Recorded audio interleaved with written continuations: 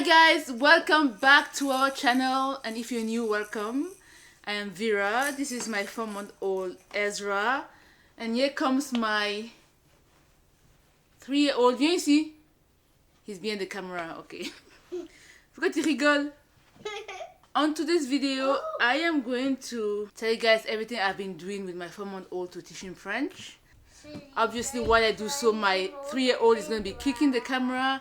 He's going to be babbling in the background, so it is what it is. By the way, I've already made a video on everything I did to teach Enzo French, so you should check that video out. So with Enzo, I started speaking French to him when he was 8 months old, but with Ezra, I started speaking to him since he was in my womb because I'm more confident now. You know, I've done it with my firstborn, so I have more confidence doing this again for a second time. And actually, I feel more relaxed doing this for the second time because I was stressing out the first time. And that's why I'm going to give you guys advice on what not to worry about and what you need to do to make this bearable, because it is kind of anxiety inducing teaching a second language. They don't really support French here, so... By the way, guys, look at Ezra. He's 4 months old. Isn't he cute? And look at his onesie, guys. Look at his onesie. I don't know if you guys can see. Look at his onesie. It's from Disney. We just came back from a Disney trip. It was amazing. It was everything I needed, guys. I'm so happy. We got invited to celebrate Black History Month at Disney, and it was great. And it's so crazy because last year, Tato and I were talking about how we wanted to do more traveling. If you guys want to see some of the clips, we posted it on Shorts. Hopefully, we have more outings where we can film long-form content. This was a last-minute trip, so we didn't do any long-form content for Disney. Touche pas à la caméra! Touche pas à la caméra, s'il te plaît! Guys, no one warned me about 3-year-olds. You guys didn't warn me about 3-year-olds. Everybody said terrible, terrible, terrible too. You guys did not warn me about 3-year-olds. Guys, I'm literally filming and he wants to make noise behind the camera. This boy is bullying me. He's bullying me. This room is huge. He wants to sit behind the camera and make noise so you guys cannot hear me. Le sabotage. Hey, t'essaies de me saboter ou quoi? Enzo, va là-bas s'il te plaît. One of the most important things when you're teaching your baby a second language is to have a pediatrician that supports bilingualism. Is to have a pediatrician that supports bilingualism, guys. Because like I said, I started speaking French to Enzo when he was 8 months old. And when we went for his 18-month checkup, he could only say "oh." He understood everything I would say to him, but he could only say "oh," which is word in French. And then again, I wasn't sure that he was saying...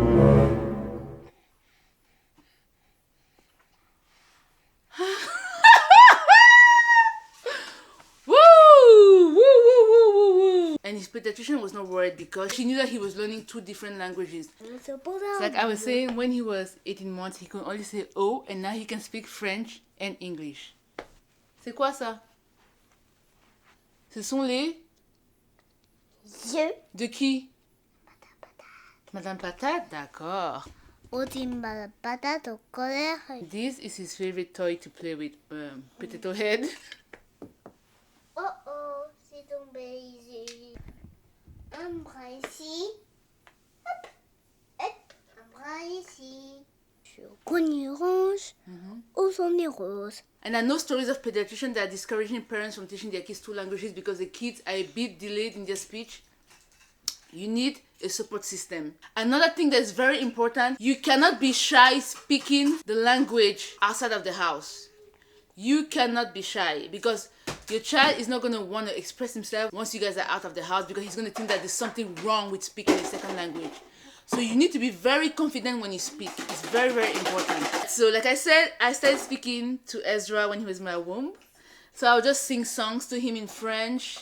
Guys, Ezra is right here playing. Also, my pediatrician told me that Ezra is most likely to speak sooner because he has a big brother to look up to. So with Enzo, his only source of French was me, but Ezra is going to be able to see me speak to his brother in French and his brother speak to him in French. So I'm really excited to see how things are going to unfold. But she definitely said that he's going to pick up language from Enzo. Okay, now let's talk about screen time. I am not against screen time, but we did not introduce screen time to Enzo until he was 1. Enzo, tu peux arrêter de faire ça, s'il te plaît? Oui, je sais qu'il y a quelque chose à l'intérieur parce que je t'ai vu mettre les voitures dans la boîte. Donc je sais qu'il y a quelque chose à l'intérieur. Oui, je sais. Ça sert à rien de secouer ça. Tu sais qu'il y a quelque chose à l'intérieur. On ouvre. Oui, s'il te plaît, ouvre et arrête de secouer la boîte. We didn't start giving Enzo screen time until he was 1. Then whatever the person that is teaching on screen is doing, for example, if the person is playing with houses, I'm going to get the houses and I'm going to mirror what this person is doing with Enzo. So Enzo is going to watch it on TV and I'm going to buy those items and I'm going to mirror it with him without the screen. That's the best way, guys, to use screen time. And also, I understand that I'm privileged to do that because I'm a stay-at-home mom. I'm just giving you guys what helps me. If you want to try it and it works for you, that's great. I do think screen time, when used the right way, is very important because you need as much resources as you can get in a country that doesn't speak the language you're teaching your child. And I think it's also really important that he's able to watch things in French, so he knows that French is the way of communication just like English, and it's not this special thing between mommy and him, you know. But the best way to teach kids, guys, especially young kids, babies, is through music and reading books. For Ezra, because I started teaching him so young, I already had this book, but this is what I used to like teach him French. And this is a black and white book because you know when babies are first born, they really can't see color, I think. So at some point they can see in black and white. So I got this book and I'll read it to him. I'll show him the pictures. And then, for example, this is a panda, right? So I'll show him the book and I'll sing in French. Un petit deux, petit trois, petit panda, quatre, petit cinq, petit six, petit panda, sept, petit huit, petit neuf, petit panda. This petit panda mange du bambou. Yeah, you have a snail. And they have a French song for that as well. Is petit escargot porte sur son dos sa maisonnette. Aussitôt qu'il pleut, il est tout heureux. Il sort sa tête. So that's how I've been teaching him because he's still young. He just turned 4 months. So I'm just trying to do little fun things with him, play songs, and just... I'm not as stressed as I was with Enzo because I know eventually he will speak it. But I just want to immerse him in the language rather than make it feel so serious, you know. So yeah. Anyways, guys, I have to put Ezra down for his nap. And then I'm going to ask Enzo to clean his room. Before I put Ezra down for a nap, I want to share with you guys something that's been really helpful. With a 4-month-old, consistency during bedtime is everything. That's why we're using the Hatch Baby with our routine. And honestly, it's one of the small things that makes a big difference. I love that I can customize the sound and light depending on what we need. Softer red light for late night pumping so it's not overstimulating. And a different setting for Ezra so he knows it's time to wind down. You can control everything from your phone, which means I don't have to sneak into the room and risk waking anyone up. It's less about playing noise and more about creating a calm sleep environment for our little one that says, okay, it's time for nap. And with how full our days are, that little bit of structure really helps us a lot at night. So go ahead and check out the Hatch Baby today and see if it can help you and your little one. My goodness. Alright guys, so I am going to the dentist. I've been avoiding going to I've not been avoiding. I've been going on and off to the dentist because I've had so many bad experiences. But since moving here, I've finally found a dentist that I like. The last dentist I went to, like, they knew me there. And I'm not saying I'm famous or anything, but they recognized me and they were acting so weird. It was so unprofessional. And it's like they were thinking that I got it like that I have money, because the way they would just charge me back to back and just tell me prices for procedures that I've not even asked for. They wanted me to do everything at once and it felt so overwhelming. I don't mind getting my teeth fixed and everything, but give me some time. Like, going to a dentist is expensive, and the first time I went there I had done a procedure that like my insurance covered, but then I reached my limit, so everything after that I had to pay out of pocket. And I know you guys have noticed a difference with me since I gave birth to Ezra compared to Enzo. I am a bit more glowed up, I guess. I'm handling postpartum way better, and that's because I really want to invest in myself, and I need my smile to match my confidence. You know what I'm saying? I need my smile to match my confidence, and I found a dentist office that I love. They are so friendly. I'm really, really glad I found them because I really want to invest in my smile. But guys, I'm not getting veneers. Hell no! Veneers, to me, they're so uncanny. I can't do it. And I'm not shading anyone that has veneers. I feel like some people have really good veneers, but I feel like even some celebrities, their veneers look weird, and I'm like, you guys have all this money and you still look weird. Veneers scare me, so I'm not gonna do that. Also, guys, look at this cute little bag. Can you guys see this cute little bag? I got it at Disney. What time is it? Okay, I have 9 minutes before my appointment, so I need to get there. Also, people have been asking me about my driving. Yes, I've been driving. I just don't vlog while I drive because I'm still a new driver and I don't feel comfortable vlogging while I drive. But right now I'm going to drive to the dentist. I've been driving to places by myself bit by bit, so I'm building that confidence. I'm really proud of myself. So yeah, that's the update. Alright guys, I have arrived. My little cute bag. We love a mini purse over here. Oh my god, I'm so excited. First, I'm excited to go to the dentist. Hey guys, I'm back from the dentist. And I'm gonna need a lot of work done. I'm glad I'm taking the first step because I've always, like I said earlier, I've always started and then stopped. This time I'm going all the way. And it's so crazy because the only reason I even went to the dentist is because one of my feelings came out. So I guess it was a sign for me to take this seriously. But yeah guys, I am so hungry. I've had a day with the kids. So Tato ordered me Chipotle because he knows he doesn't want me to be hungry. Because I'm so hungry right now. I have been overwhelmed. I have been so overwhelmed, but I'm trying to hang in there, you know. Also, these are my flowers my man got me for my Valentine's Day. They are fading because Valentine's Day was like 4 days ago. What did you guys do for Valentine's Day? We just stayed in. Tato made some seafood boil, like crabs and stuff. He got me some champagne. And then we were just eating together, you know. A plastic surgeon slid in my DMs, guys. Because they wanted to offer me some work done. Oh, you've had a baby, you're postpartum, you're probably insecure.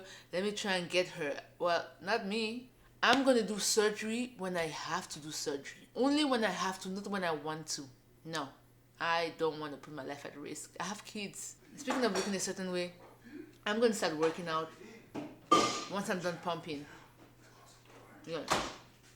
By the way, guys, here is my infamous freezer that everybody's been talking about with all of my milk. It's the milk cartel right here. And you know what's crazy? Everybody wants me to donate. Do you guys know how donation works? None of this milk is good for donation. Not saying that it's bad milk. It's just that they have to test you before you give your milk. And then anything you pump after you've been tested is Yes. FDA approved. Yeah, I can't give a NICU mom, a baby that's in a NICU, my milk without it being tested. That's crazy. Like, that's not safe. That's not. Especially a NICU baby. Yeah, so They that's really why need to be safe. I have to do blood tests, and then after I pump, once they know that everything is good. Because I also take medication, guys. I take medication every day for my thyroid. So, and right now my thyroid is high. So they say adjusting my medicine. Yeah. I don't know if I've said this before, but I'm down to 4 pumps a day. Yeah, she's down to 4 pumps. It's been a struggle to get rid of some of those pumps. Yeah. The boobs be hurting. Yeah. What is this? This is my shirt. It's my house shirt. Look, I'm trying to enjoy my dinner and you want to finish a vlog next to me. So you're going to have to take me as I'm is. Okay? Alright? Alright? This is how sexy. This is how I be dressing up, okay? I want her to rip my clothes off, but she's not getting a hint. So Why do you I guess she's not going to get baby number 3 after all. Who wants baby number 3? Me. I think you want baby number 3. She's trying to cue me up for another kid. She's trying to like butter it up. She's like, oh, it's nice, right? Having 2 kids. It's nice, right? Mommy can pump a lot of milk. It's nice, right? You want the 3rd kid. You have to convince me to have another kid. You hear me? You have to convince me. All it takes is a little touch around your neck and you're good. Alright? Just a little right up in here and you're done. Guys, when I'm done pumping, I'm leaving this man with his 2 boys and I'm going to New York for a couple of days. What you gonna do up there? I'm going to hang out with my sister. Your sister's single. Why are you hanging out with your sister? So I can only hang out with married people? Yes. That's ridiculous. That's ridiculous. But what? Alright, I'm gonna go hang out with some single people too. What? Don't you have single friends? Yeah, I got some female single friends, some My male sister's my single friends. Yo, don't piss me off. What's gonna happen? My sister is my relative. Yeah. You don't get to hang out with single people. Yeah. You done talking now? See? See? Now that Enzo is 3 years old, I started speaking French to him at 8 months. What do you think about bilingualism in our family and me teaching Ezra French. Well, I really appreciate it. It's showing that Enzo's first language is going to be French. He naturally responds to things in French unless I start to talk to him. You know, he speaks English, Yeah. but like, you know how it is when Most people people don't know communicate. There's a primary language and there's a secondary language. You can know both languages just as well, but that's just how your mind works. Your Yeah. mind is going to navigate from one language, and then you're going to like start thinking about, okay, how do I translate this on the fly and think of a different language? Unless you're just so used to language switching that it's not like that for you. But this is a 2-year-old or a 3-year-old now. So he naturally responds to things in French, but he completely, like, he understands like authority in English. It's so weird. Like maybe I'm just a strict parent and she's a fun parent or something like that. But like that's just kind of like how it works out. And so when it comes to raising him now, I could just tell him sit down. I could tell him go to timeout. I could tell him go clean up your mess. Like he listens. He understands. You know what I mean? So it's great. He's not challenging me too much. No, she is the nurturer. So she knows how to bring out a lot of the creative aspects in Enzo. But I'm more like, okay, this is what you got to get done. So get that thing done, okay? If it's time to go to sleep, it's time to go to sleep. If it's time to eat, it's time to eat. Which I like though, because It's so we can have our time and really enjoy a day and not be controlled by the kids. So again, for me, I wouldn't say it's nearly as stressful for me as it is for you. You got to pump. Yeah, and also hormones. I'm emotional, like, also I'm worried about so many things. And you're a mom. Yeah. Like, you appreciate your hard work so much that the moment something looks like it could be in the slightest way perceived as your fault, you feel bad for those things. You know what I mean? Yeah. It's a harder road for you to navigate than it is for me. Alright guys, thank you guys so much for watching this vlog. We appreciate your support. I hope that the tips and advice I gave you is going to help you guys teach your little one in another language. Also guys, we want to do more traveling. Yes, this year. please let us know where you want us to go. Drop We a started comment off the below. year great with Disney, which was amazing. Honestly, postpartum feels better when I'm outside the house. So I'm really excited to see where else we can go. And we can make long form content for you guys as well. I feel like it's more interesting making long form content when we're outside than when we're at home. But also thank you Hatch Baby for sponsoring this video. Yes, thank you Hatch Baby. Enzo, say thank you. Thank you. Oh, Good job. And we'll see you guys on the next one. Bye. Bye.